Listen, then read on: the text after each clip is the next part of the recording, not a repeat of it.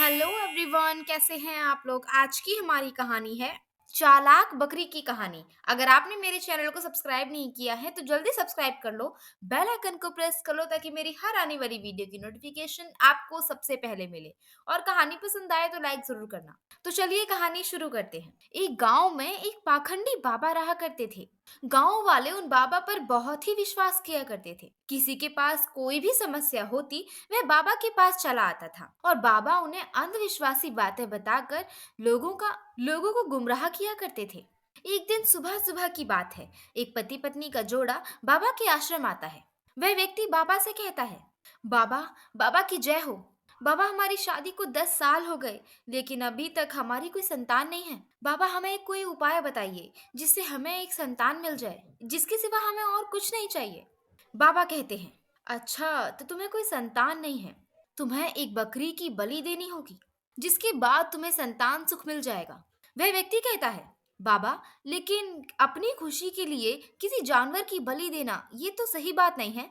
तो बाबा कहते हैं, मूर्ख व्यक्ति, अब तुम मुझे सिखाओगे कि क्या सही है और क्या गलत। जैसा मैं कहता हूँ वैसा करो, नहीं करना तो चले जाओ यहाँ से। उस व्यक्ति की पत्नी कहती है, माफ करिएगा बाबा, इनकी तरफ से मैं आपसे माफी मांगती हूँ। आप जैसा कहोगे मैं वैसा करने के लिए तैयार हूँ। बस मुझे एक संतान चाहिए। बाबा कहते हैं, तुम मुझे समझदार लगती हो। कल सुबह ही हमारे यहाँ एक यज्ञ है जिसमें तुम्हें एक बकरी की बलि देनी होगी।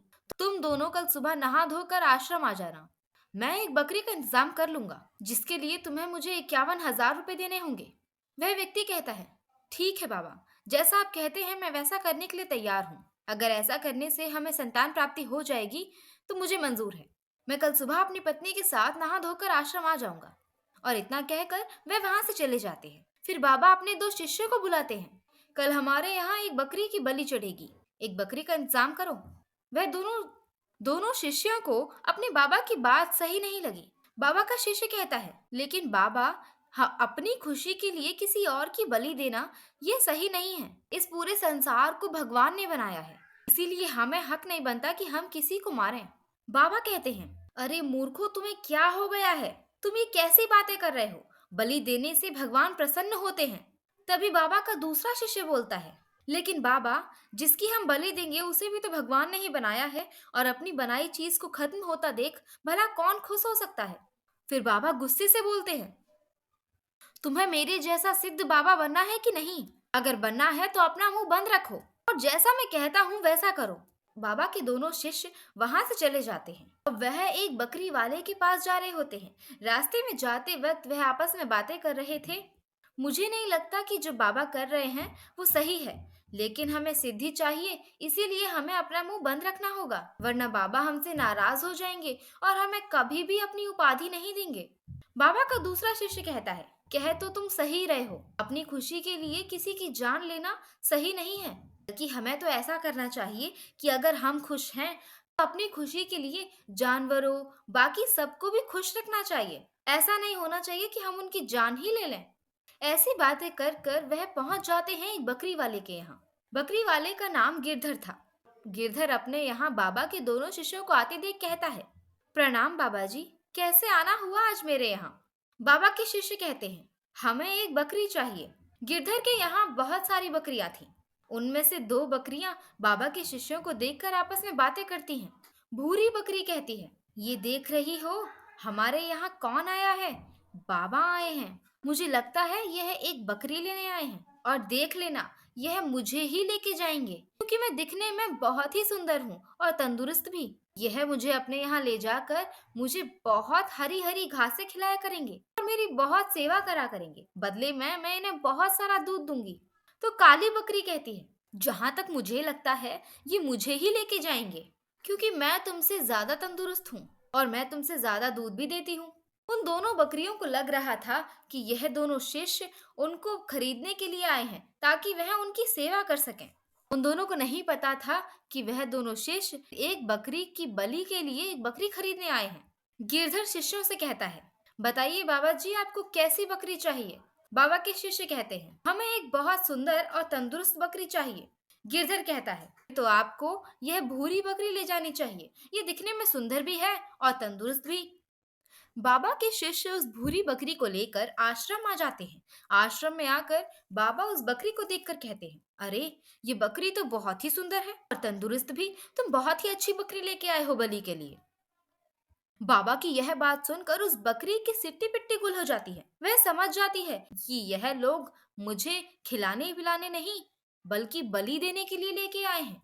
बाबा अपने शिष्यों से कहते हैं, कल सुबह ही इस बकरी को नहला धुला कर आश्रम ले आना और इसको बलि के लिए तैयार कर देना। सुबह होते ही बाबा के शिष्य उस बकरी को लेकर तालाब पहुंच जाते हैं नहलाने के लिए। उस बकरी को नहला रहे होते हैं तो वह आपस में बातें करते हैं। बाबा का एक शिष्य कहता है, तुम्हें पता है, इस बकरी के बारे में सोच सोच कर कि इसका आज आखिरी दिन है, मुझे कल रात तो नींद ही नहीं आई। बेचारी, इसे तो पता भी नहीं होगा इसके साथ क्या होने वाला है। इसकी कोई गलती ना होने के कारण भी आज इसको मार दिया जाएगा। बाबा का दूसरा शिष्य कहता है, कह तो तुम सही रहे हो, मुझे भी कल रात सही से नींद नहीं आई। मैं भी पूरी रात यही सोच रहा था, बेचारी इस बकरी का क्या कसूर जो इसे आज मार दिया जाएगा। बकरी उन दोनों की बातें बहुत गौर से सुन रही थी।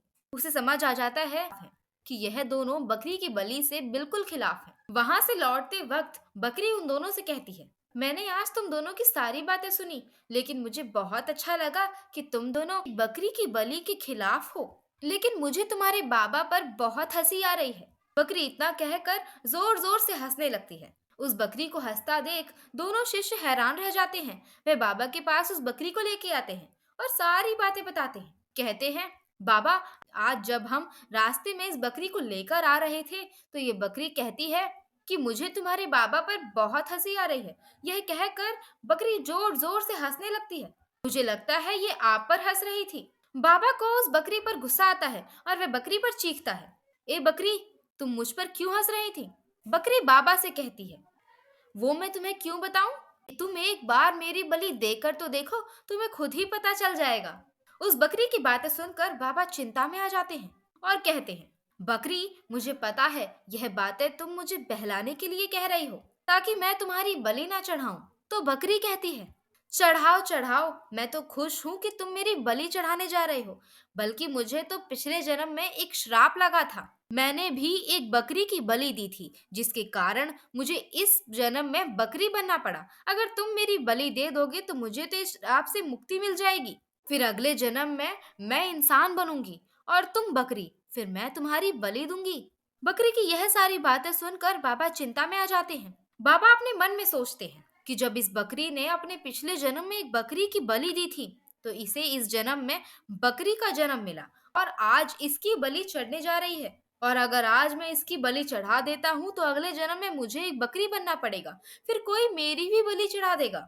बाबा डर जाते हैं और अपने शिष्यों से कहते हैं, आज से इस आश्रम में किसी की भी बलि नहीं चढ़ेगी। सभी जानवरों को खूब प्यार करो। इस बकरी को हरी हरी घास खिलाओ और खूब प्यार से इसे नहलाओ और इसकी सेवा करो। अगर हमने इसकी बलि दी तो हमें भी अगले जन्म में बकरी बनना पड़ेगा, फिर हमारी भी बलि चढ़ जाएगी।